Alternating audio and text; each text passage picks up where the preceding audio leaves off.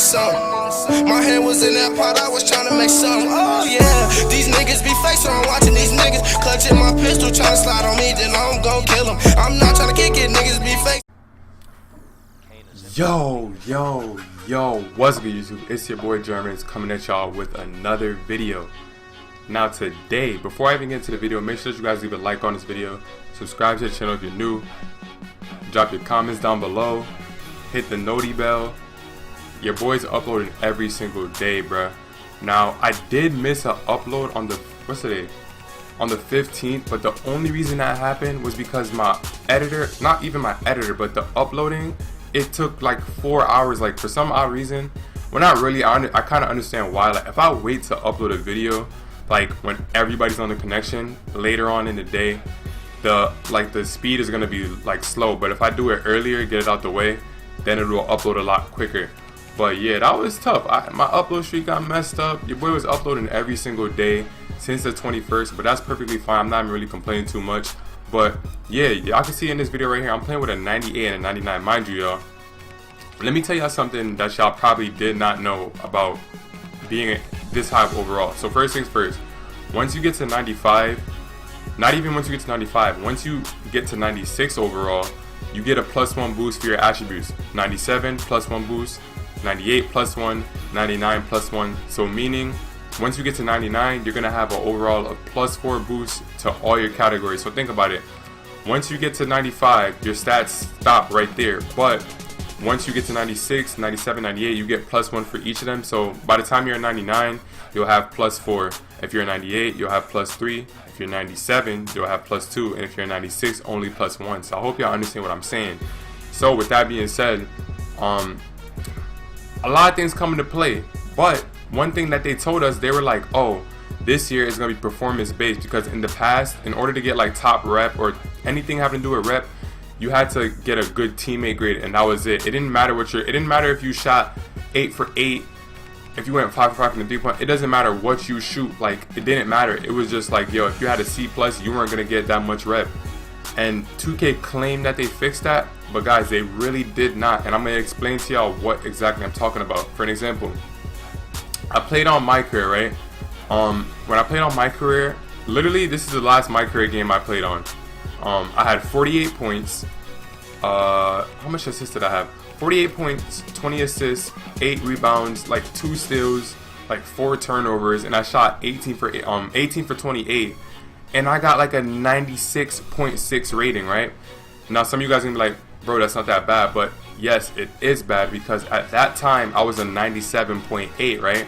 But I had that big game, that triple-double, all those stats, and they're gonna look and tell me that, oh, you got a 96.6 rating out of that. So I went from a 97.8 to a 97.4. Now if you guys are still confused, once you get to 95 overall, you get a rating based on how you played. So for an example, once you hit it, you're gonna see it at the end of this game right here, but after each and every game, they're gonna rate how well you played in that game. If you went like 5 for 5, had an A+ or whatever, you're most likely gonna get like a 99.9 rating, or like anywhere from like a 99.0 to a 99.9, and then they'll add that to your current overall, and you'll get like an average from it.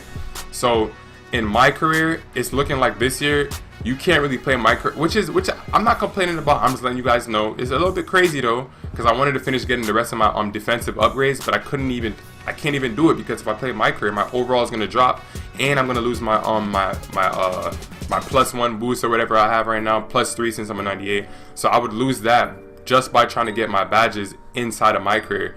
So yeah, basically that's what it is. You just get rated on how well you play after each and every game, and they throw it to your current overall, and that's how it works. So my career is not something you guys want to play, because it doesn't matter how well you do. Even there's a YouTuber named Joe Knows. He made a video explaining, or even showing, how he had 70 points, 10 rebounds, 10 assists, and they gave him like a 90. It was something below a 98, and like he needed something higher than that, and he got like a 97.5 rating. And mind you, he's like going for 99. He was a 98 or 99, and they bumped his overall down. Another thing you guys probably didn't know about that I'm going to tell you about right now: the Jordan Rec Center. Do not play the Jordan Rec Center. If you play the, hold on, I'm gonna say that later. But if you play the Jordan Rec Center and you lose, not even Jordan Rec Center. Jordan Rec Center, Park, anything. This is how you know 2K lied. It is not performance based. If you lose a game, once you get to 95 overall, you're going to get the lowest rating possible, which is a 95, because you can't get demoted below a 95. Once you get to 95, that's it. Like, they're not going to bump you down beneath that. But if you're a 98, right, you obviously need to get a score better than a 98 to rank up. So anything below a 98 for you, as in terms of a performance rating, will be bad because it'll only lower your overall. So basically, it doesn't matter. Like, I had a game where I went like 6 for 7, 3 for 3, had a B+. I got a 95 rating for that game. That's the lowest rating possible. And I was a 98 at the time, trying to get to 99, and it just bumped my overall down. So it doesn't matter what you do.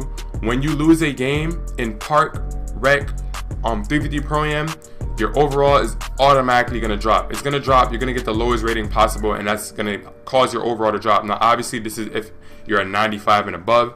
This does not pertain to 94s and beneath. It does not pertain to those overalls. It only pertains to 95 and up. Yeah, but like I was saying about the Jordan Rec, you lose a game, you're going to get demoted by like 0.5, which is huge, because if you're at 98 point, say you're at 98.9, right? And you're that close to 99. The closest I got to 99 was 98.8. And I lost a Jordan Rec game, and I got bumped down by 0.5. It's difficult to get that back in the Park. Like, you can win the games, yeah, but it takes a couple of games well with good performances.